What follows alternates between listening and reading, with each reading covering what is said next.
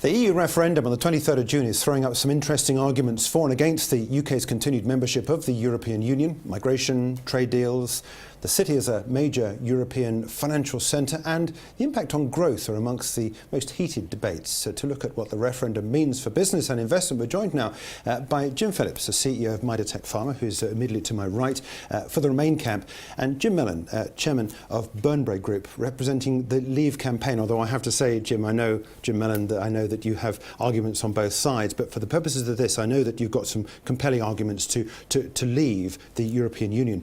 But I'd like Jim Phillips to start off with you, if I can, to outline your thoughts on why you are wanting us to remain, the UK to remain in the EU.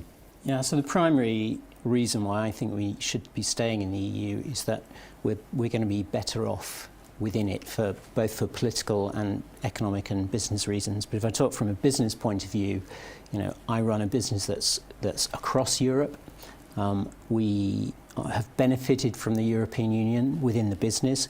We know that most of the CBI members, over 70% of them, feel that they've benefited from European Union membership. And there's a massive impact in things like European supply chain, where in my industry, over 19 billion of intermediates is shipped in and out of the UK and traded through the European supply chain that we have access to. So it's important for multiple reasons, and I don't really want to go into the political ones, but for us as a business, being outside would give us a lot more problems in terms of the way that we operate. Within the EU, very briefly, are you happy with everything that's going on there, or do you see that the EU is nonetheless needing great reform? The EU is fundamentally flawed and needs change. And I think the primary change that I'd look for is that we give an elected parliament some power rather than an appointed commission, so it becomes more democratic.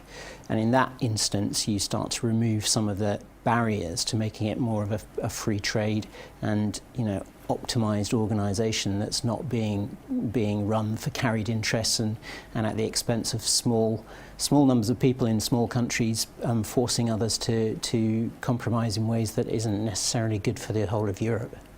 Jim Mellon, as I said, I introduced you as basically the Leave campaign here. I know you've got some ideas about Europe itself, but what's your basic principles of why you want the UK to be outside the EU family? Well, I'm looking at macroeconomics. I can understand Jim being uncertain as to the future for small businesses and supply chains in the event of a Brexit, but I wouldn't be so pessimistic on that. From a macro point of view, the big problem with Europe is not the ideal of free trade and freedom of movement of labour. The problem is that they imposed a common currency on countries that have very divergent cultural and economic paths, and it's just not working. So 19 countries belong to the Eurozone and 3 more are lined up to join it out of the 28 countries. What the Eurozone has done is to impose a one-size-fits-all monetary policy, and the result is that there are huge distortions in the European Union that are causing the zero growth economy that it currently is. So Italy, as an example, has had no growth now for 19 years in a row, none at all, and is very unlikely to grow in the future. France is in a sclerotic state, it's in a disastrous state. And my general view is that this is an unsustainable position. So Mario Draghi of the ECB has come out and said he'll do whatever it takes to maintain the integrity of the euro. But every time he unleashes a new wave of quantitative easing or some derivation of that, the effects are less and less. Now, I don't know which way the euro is going to go. It could go with Germany, or it could go with France and Italy and the less good countries, less good economically countries. So I don't take a position on the direction of the euro at the moment. But I can tell you that both France and Italy are going to be unable to repay their debts. At some point in the future, say 3 to 5 years out, there will be a bond market crisis involving France and Italy. They're the 2 largest economies after Germany in the Eurozone, and at that point there will be an almighty depression as the Eurozone splinters. So from that point of view, we're better off in a lifeboat in the English Channel rather than on the sinking Euro Titanic. What do you see as the positives, though, for the EU, very briefly? Free trade, and that was the original intention when it was set up in the early 1950s as the coal and steel community, with France and Germany trying to find a way of both trading better and also mitigating a further war. And free trade is a noble and good thing. But it's evolved into something that's much more pernicious. So, for instance, there are 12,500 directives that come from Europe. Not one of them has ever been reversed. They're called acquis. And as Jim said, the European Union is an undemocratic institution, so they're just imposed at will on all the peoples of Europe, and they have a very negative effect on business. Jim Phillips, red tape, you're held back by certain undemocratic points, as you mentioned, within the EU. Do you find your business is hampered at all by anything that's imposed upon you by the EU, like red tape that Jim was talking about? Probably more in the UK, ironically, than elsewhere, because most of the countries in Europe, particularly the southern ones, tend to ignore the directives that come from the EU, and the Brits and the Anglo-Saxons tend to observe and enforce them. So, our operation in Spain has far greater flexibility than our operation in the UK. Yeah. I know you don't particularly want the UK to join the euro, but one of the points of the EU is that they have all these freedom of movements, including the currency. We're in sterling here. Surely being in the EU with us in sterling wouldn't really make much sense, does it? No, I think I'm not a pro the euro. I've lived in France when it went into the euro from the French franc when the euro first started. I always thought it was a kind of crazy idea to impose one currency on very disparate economies. As Jim Mellon was saying, so long as this occurs, and the Eurozone looking like it could well fall apart because of internal issues, the fact that you've got two currencies is going to be more difficult for the euro to stay together, isn't it? The Eurozone to stay together, or the euro area. I agree with Jim. I think it's virtually impossible for the euro as it currently is to be sustainable. And I think the idea of either a twin track where there's a more German style euro and a Southern Europe something else is one potential solution, but I don't think it needs to lead to massive breakup and massive market disturbance if it's handled correctly. That's the big issue. If it's handled correctly, and we haven't seen evidence that they can work in an intelligent way thus far. The aspirations that Jim has for a sort of self-reforming European Union are great, but the problem is that we've got a 3% influence in the European Union, and it's like herding fish, because the small countries have very distinct wants, desires, which are at odds with the bigger countries. But what Jim was saying is a very, very good point, and that is that we British tend to adhere to rules, and elsewhere in the European Union they don't. But it also applies to Germany. So I'm going to give you one quick example. Germany has been running a current account surplus equivalent to 8% of its GDP for the last 5 years. That is a disaster for Europe, because basically Germany is exporting unemployment to the rest of Europe. It leads to huge misallocations of capital, and it's very, very bad. And one of the reasons you've got very high youth unemployment in the peripheral countries is because of the German current account surplus. And there's no ability for France and Italy to rebalance their economies through the normal process of devaluation. Under the European Union rules, if any country runs a balance of payment surplus of 6% for 3 years or more, there should be sanctions, there should be action taken. No one has even spoken to Germany about it, and it's been 5 years and 8.5% of GDP. So Germany makes a lot of the rules for the benefit of its own manufacturers. James Dyson, one of our most successful entrepreneurs, who by the way is in the Leave camp, says that he could double the power of his vacuum cleaners if it wasn't for the imposition by Miele and his competitors in Germany of regulations that won't allow him to do that. So he is basically saying, I'm being hampered in my very successful business by the specific directions coming out of Europe. But part of this is, let's take some economic data. We're hearing that if we leave the EU, GDP will slump, the pound will slump, our trade with Europe, of course, will dip, certainly in the immediate term because there's lack of trade deals and so forth. And that's going to derail all the nascent recovery that we've got here. Do you agree with that? Who are you hearing it from? You're hearing it from the very same people who advocated us going into the euro and said if we didn't go into the euro, I'm sure Jim agrees with me on this, that it would be an absolute disaster. The OECD, the IMF, President Obama. These are the people who are advocating that we stay in. Now, the reality is that the European Union is not a free trade zone in a genuine sense, because it imposes protectionist barriers which are negative for the British population. The price of our dairy products, cereal, clothing, etc. is higher as a result of the European Union.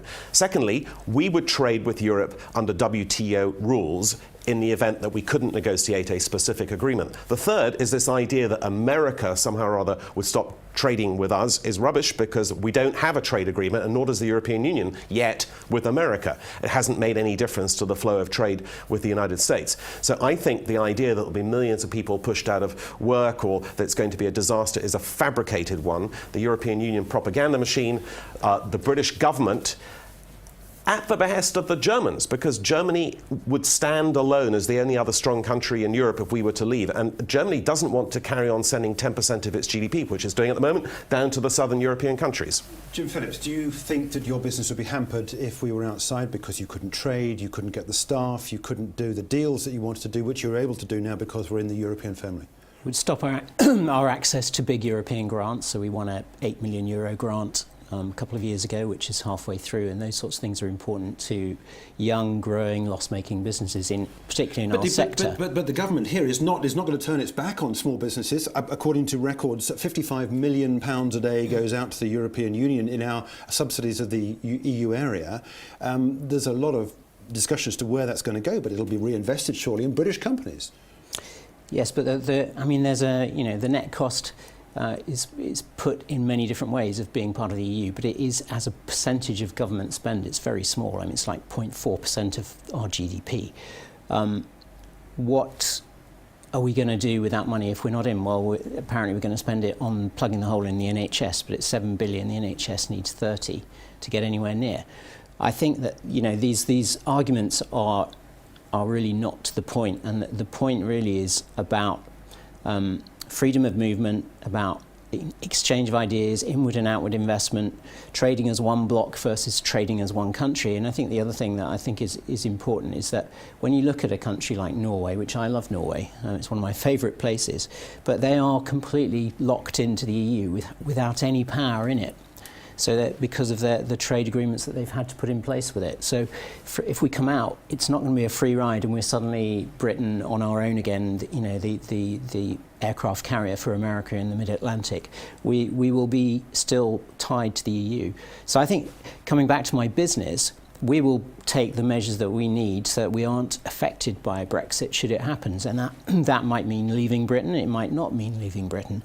But this is all predicting things that are uncertain at the moment because we don't know what the future's like if we do leave. We don't know how the Europeans will want to deal with us.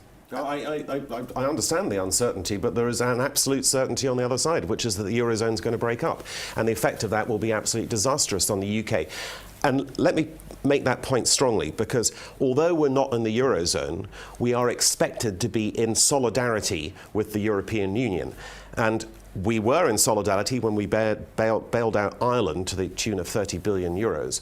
We were in solidarity, even though the government said it wouldn't help to bail out Greece, when we bailed out Greece, even though we're not in the Eurozone.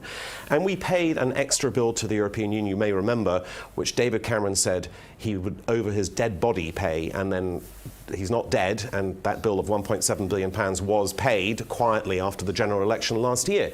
So this government, or any government of Britain in the current configuration of our political landscape, will do the solidarity thing with Europe in the event that there's a massive breakup. Now, the other thing that you should be aware of is that in the European Union treaties, if member states can't pay their contributions to the European Union, I don't know if you know this, Jim, there is a joint and several guarantee.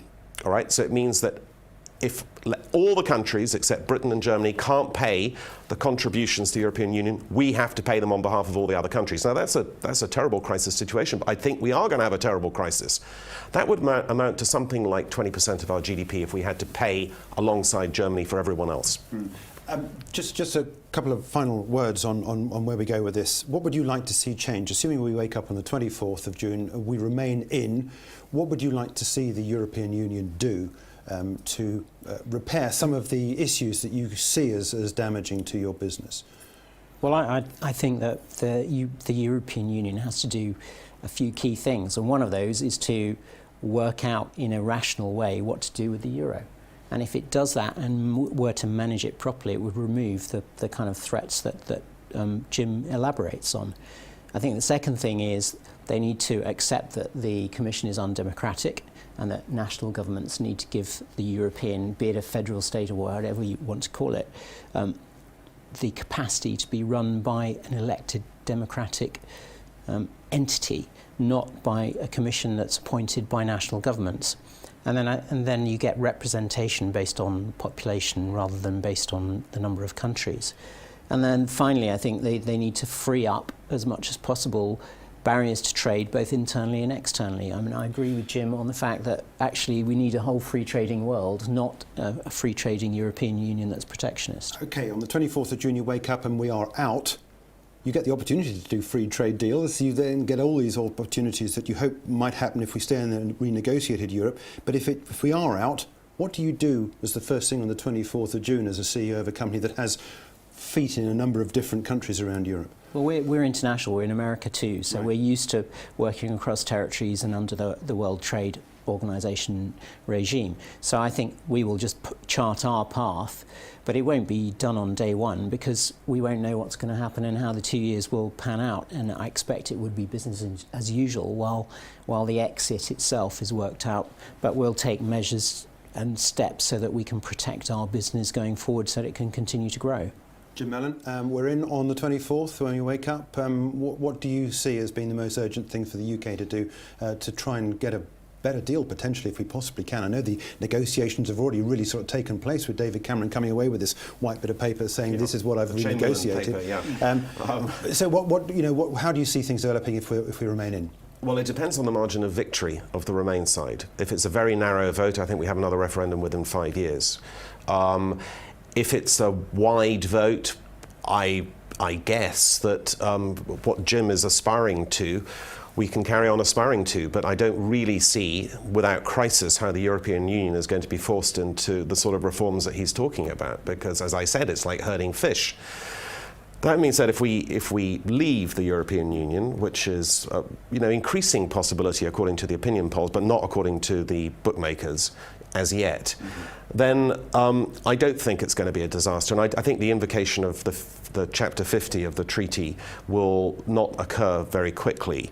And I do think that probably what will happen is that the European Union will come back and make another offer to the UK, and we may have another referendum. A bit like the Irish, they voted not for to be out of the Maastricht Treaty, and then they voted yes with opt-outs and so forth. And I think that's what will happen. There'll be another round of negotiation, but this time more effective. So vote out for for reform, basically, I think. Well, look, it's a pleasure. Thanks indeed for joining us. So Jim Mellon from Burnbrae Group and Jim Phillips there from Midatech Pharma. And that's our look at this debate for the Leave and to the Remain campaign. And do search around our Brexit page for more details and indeed the binary that we are running at IG Group.